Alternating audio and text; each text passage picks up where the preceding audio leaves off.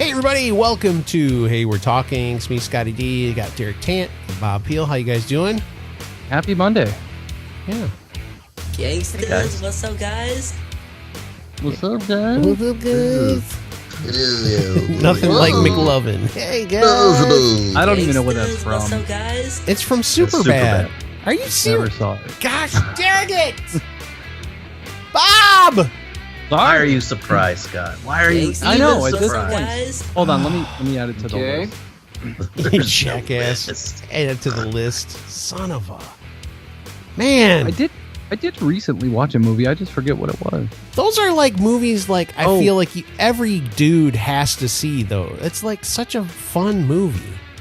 I forget the movie. Jonah Hill, Michael Cera, McLovin, which I don't know his real name. It has that girl who's like a real full actor now. Emma Stone is in it. And Bill Hader and Seth Rogen. I know who Seth Rogen is. I don't know who the other people are. I just watched Equalizer 2. Was it Denzel good? Washington. I want to watch that. It was really good. Okay. The first one I absolutely loved. Yeah. The second one is totally. I mean, it's the same concept, but He's equalizing totally different in it, but yeah, it's really. It was a good movie. I enjoyed went through a little thing where I was kind of doing a lot of Denzel movies when it was over Christmas, when I said I was just doing that thing where I was watching Denzel movies that were kind of connected. So there was a couple of Denzels that I watched. There's this one that he's got. It's him and Mark Wahlberg. It's called Two Guns. You ever heard of it? Sounds familiar. Everybody's like, no. It was good. You got to watch it. Derek, you would like it. It's fun. It's a fun movie. And then Training Day. Do you remember Training Day? Oh yeah. Yeah. Training Day was good. I watched that great. again and I was like, that was a really good movie. Yeah, It's like a good that holds movie, up, man. Like it holds up Yeah. time wise. It holds up. And that I was think such a good movie. I think he won an Academy Award for that. I think he did. I really do. I think he did. Derek's. Is that the one where he was a corrupt cop? Yeah. And he makes what was it, Ethan Hawke or somebody like do drugs? Yeah. on the job. Yes, exactly. And he's like, what are you gonna do? Report me? You just took cocaine. Right. It was PCP in a joint. So yeah. I think they killed him in that movie. He died, right? I'm not going to tell anyone if they haven't seen it yet. I don't want a spoiler alert. It's like 12 years. It was Yes. like what? Denzel gets died, killed. Yeah, he gets killed. Spoiler alert. Yeah. But it's such a good movie. Yeah, it is good. And it's got that song by it's not the Insane in the Membrane song, but it's the same You Want to Be a Rock Star. Cypress Hill. There you go. Man, you can't spoil movies like that. It's like saying, don't spoil Caddyshack for me. Hey, don't watch Titanic. At the end, everyone dies. Spoiler alert. Here's something crazy. Apparently, someone in my family was on the Titanic. Really? Yeah. You need to find out who it was. Like an aunt way down the line. It can't be an aunt. It'd have to be like a great aunt or something. Well, I just didn't want to say great that many times. Okay.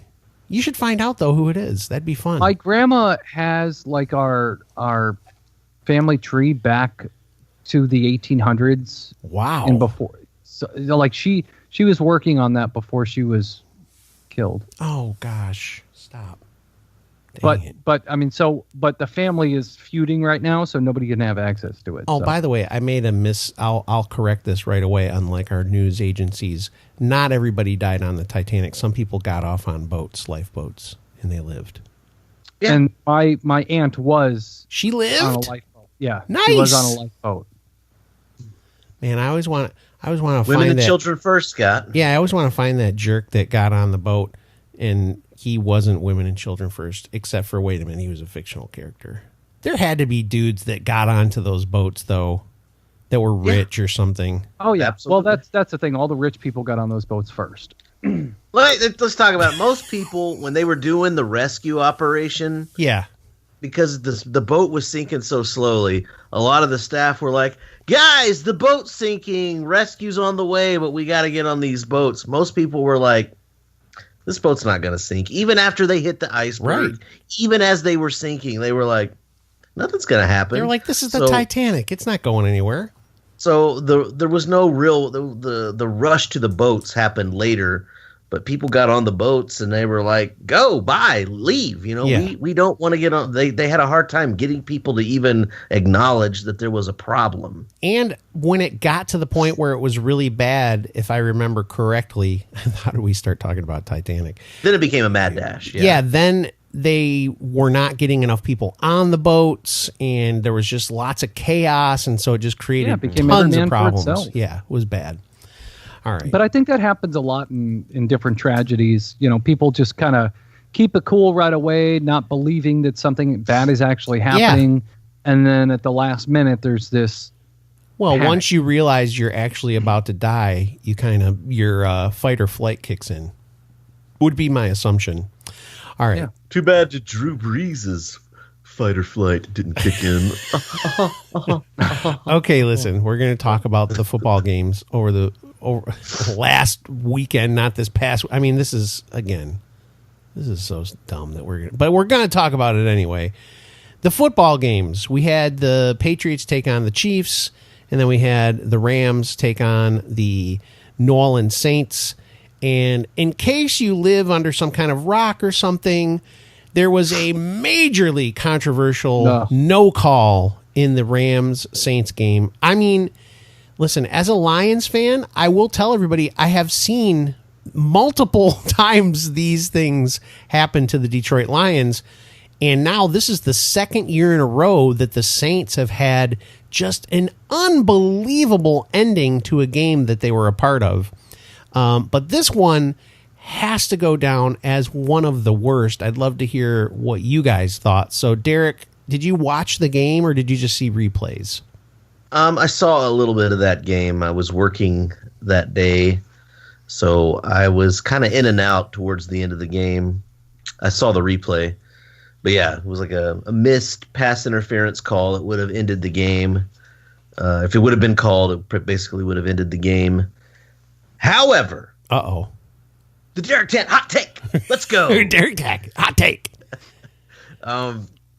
There's so many of those that are missed. You know, how many times do the offensive linemen hold a player that is missed? There's holding on. There's so play. many of those that are missed. All right, and they can't just point to that and say that's the reason they lost. The Saints went ahead after that. They were ahead. And they still lost the game. They had an opportunity to win in overtime, and they blew it. Yeah. All right. Yep. You can't place losing the game on one single call and one single instance. That's not fair. Okay. They blew the game. They had the opportunity to go ahead, and they blew it. Okay, that's your take. What's Bob's take? Yes, they were wrong. It was a blown call. Yes, but they still lost it. Okay. Yeah, and I think, you know, it's probably going to go down as one of the worst non-calls ever. Yeah. I mean, because it was helmet to helmet and it was pass interference. There was a judge literally staring at it. Yeah. Well, I mean, like a lot of the pictures you'll see the two people smashing into each other, and there's literally a referee right there. Yeah. And then you see the coach of the Saints right behind him. Yep. And it's like, how do you not call that? Yeah. And part of me, the thing is, there was a big change in momentum in that game. Oh, sure. Because of that play. Yeah. And to me, you know, a lot of people will say, just as Derek did, you know, hey, they lost the game for other reasons. But the thing is, you have to understand, there's a lot of it that's about momentum. And yes, there are plays that go unnoticed or penalties that go unnoticed. There's things that happen. But something that blatant, that visual, that out in the open to where everybody could see it, that does something. Yeah. That does something to a team as far as their morale and confidence in the referees. That does totally changes momentum. And you guys know in a lot of sports, momentum is everything. We see that, you know, teams that score a point right before the half, they tend to come out the second half on fire, ready to play, ready to go. It creates something. So they lost the game regardless. But to me, you know, a lot of it is the NFL's like, oh, we got people in New York, we got judges, we got this, you know, all this stuff. But it's like, at what point are you guys going to go, okay, well, for the playoffs, we're not going to use what we consider our best referees. We're actually going to use the team of referees like we do all season, because there's a big change in the team environment for the refs. And number two, on the other side of that is New York, if they're watching the games, which they are, they need the ability to throw a flag. I don't know about that. I think something that's they have to make to where it's lost. Yeah, something has to happen. They need to make pass interference a reviewable play, full on, dude. Because that was for that one, Derek. I mean, I know. Listen, I mostly agree with you because as someone who watched. Now I'm going to put this in hockey, but as someone who has grown up for my entire life a Detroit Red Wings fan, there were a couple of years where the Red Wings were really good teams, and then there would be these terrible calls in the playoffs or something, and you would just feel like, man, we got robbed. And one of the things that I will point out, I think for any team that's a championship caliber team, if you're a true champion, you can overcome the calls of referees. You can overcome officiating. If you're a real championship team, and we'll talk about another team in a few minutes here that I think probably... Who did you steal that from? Because I just heard that some coach or somebody said that. I've been saying that forever. No, I didn't. I'm telling you, I've been saying that forever because the Red Wings always had that problem. But here's the thing, guys. On Chicago Sports Radio. Wait, I'm going to get my take too, Derek, so don't go too far. Sorry. Go ahead. No, say what you're going to say. I was just going to say that, remember, this is sports entertainment. And the pacing of the game is important too. You can't just say, "Oh, we need to make non-calls reviewable and be able to review that." Dude, that's huge call, though. It should be reviewable. No, you could probably find a holding call on every single play. Well, we're not saying that we want holding calls reviewable. We're saying pass interference calls should be reviewable. Maybe it should be challengeable. Yeah, that's what I'm saying. Challengeable by the coach. They only get 2 challenges, dude. So I mean, you got to think about. But again, in the age that we live in, the technology that we're talking about, they have camera angles from every. Did you see some of the things that the NFL already does in the Chiefs Patriots game? They were reviewing a couple of these catches, and I'm just like, first of all, some of the catches that they called catches wouldn't have been catches 2 years ago, even a year ago, maybe. They've changed that. They changed the rules. Yeah. They changed the rules. Like Des Bryant's catch would have been a catch now, that one that was so controversial. My whole point is, I think these pass interference calls should be challengeable. Holding should not be challengeable. You can just yell at the refs and be like, dude, they're freaking holding our players every play. And the truth is, offensive linemen are holding people every play. Single play. On both just teams, depends. It just depends if you got your hands inside or outside. If you got them outside, they're going to call you holding. But if you got your hands inside their jersey, like inside their chest, you're not going to get called for holding unless you throw the guy to the ground. The bottom line is that nobody's going to be happy no matter what. No. But the fact that I think it's the governor of Louisiana and all these people are suing the NFL for this. Yeah. I'm laughing because I'm thinking to myself, dude, the Lions were in the playoffs for the first time in forever, played the Dallas Cowboys, and this guy got run over. Brandon Pettigrew got run over by a guy, and they didn't call pass interference. Detroit should have sued him too. It's like, if you get to this point, at some point you just have to be like, okay.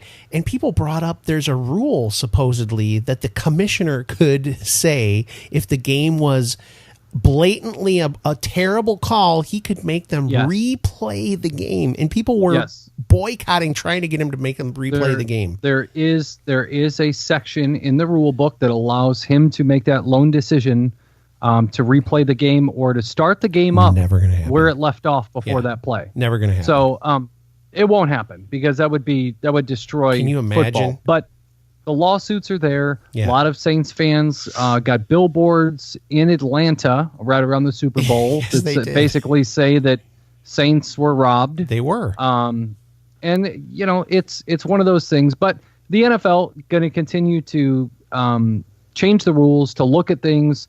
Even the owner of the Saints, she has been battling with the NFL and about this because she's like 2 years in a row. This just ain't right. Yeah. This ain't fair. So things are going to come up this off season, and we might see some rule changes. Yeah, they will. They will. They're probably going to start talking about maybe reviewing things. So here's the thing I will say, though. The reason that a lot of this stuff is going to be taken care of, and the NFL does not want to talk about this, but they know the amount of money that they make for people and for themselves ultimately. Gambling is now, they're starting to put places, there's states that are now going to allow gambling to be at stadiums. I mean, gambling is so huge in sports. There were so many people that probably lost so much money on that game because of that call. Yep. That makes a difference. When money's involved, things are going to change. I know, you just look at his face. He's got the Mead face. Yes, he does. Oh, dang. It's not that great. It's not that great. Oh, I'm sorry. It's the larceny. Sorry. Anyway, so point being, the gambling, the money's going to make a difference because that's going to cause them to change things. All right. So let's talk about the Saints. I mean, the Chiefs. So the Rams are going to the Super Bowl, which, again, the league is probably very happy about that.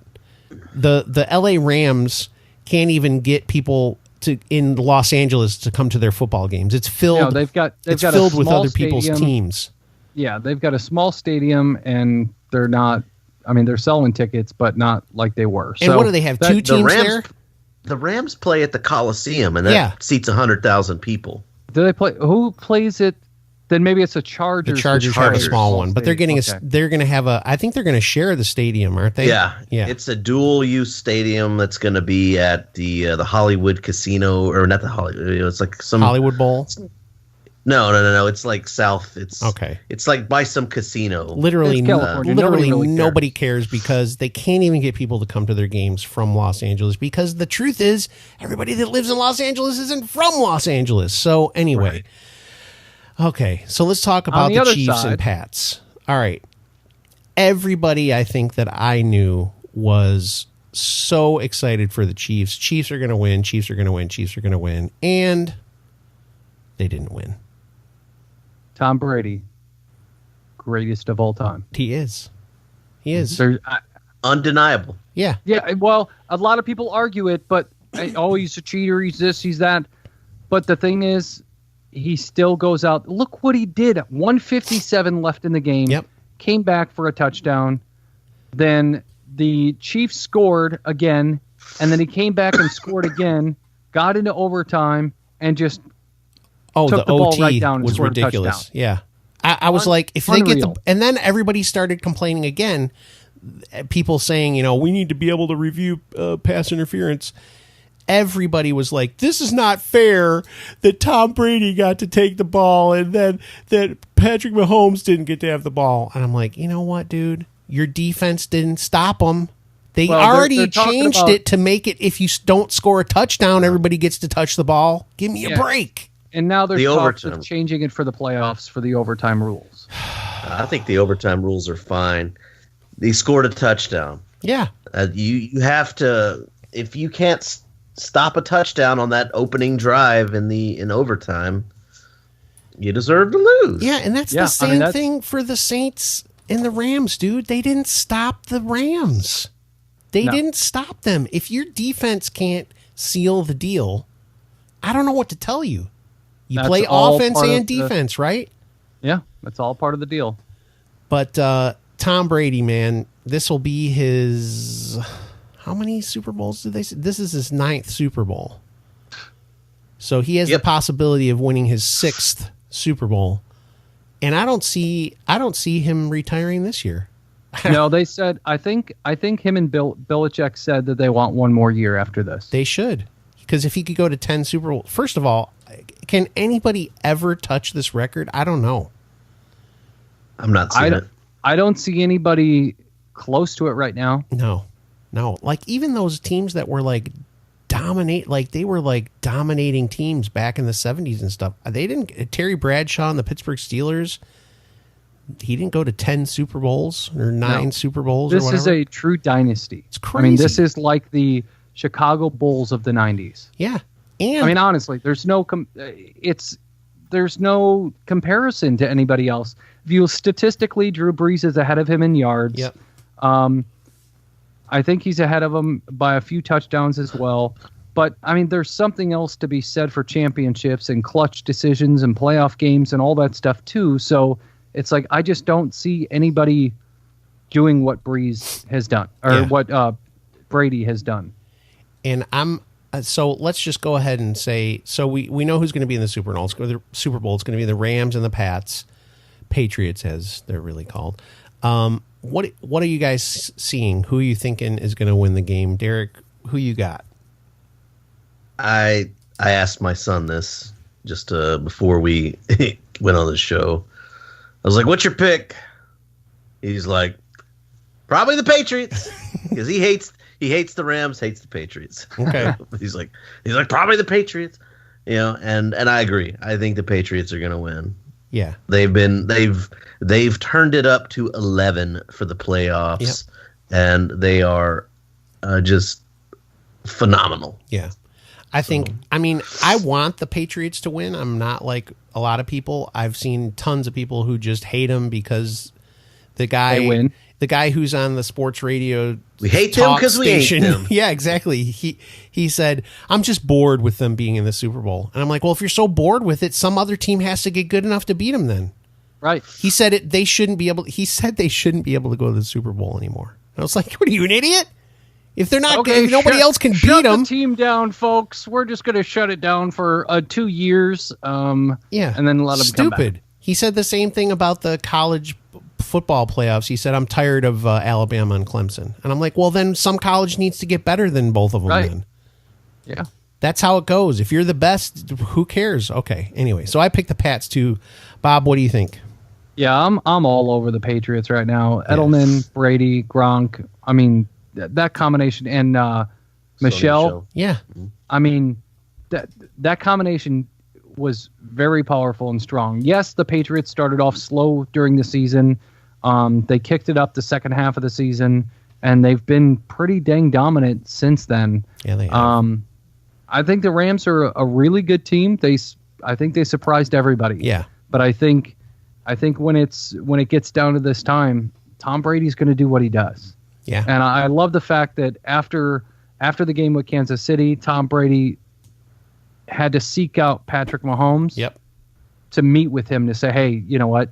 You did a great job. You've got a lot of promise. Just keep plugging away, keep doing your thing. And I thought that was a really, really good thing for him to do. He didn't have to. Nope. That's the thing. And it wasn't announced that he was going to do that.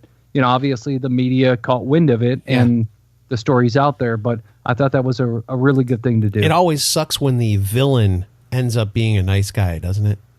Everybody hates Tom Brady, but anyway.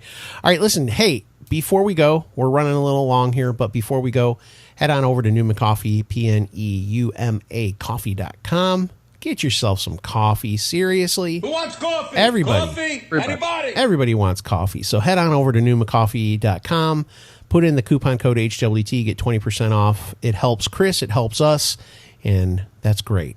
There's nothing wrong with that. And it's good coffee, so please. You buy 1,000? Think about it. You buy $1,000 worth of coffee and you get 20% off. I mean, that's a huge discount. $1,000 worth of coffee for $800. I mean, dude. Right. Hey, people are going to start doing their taxes pretty soon. You think about that. You get that check back from the government that they used your money to collect interest on, all that, the whole year. Right. That 60, 70% of your paycheck that went to the government. I'm kidding.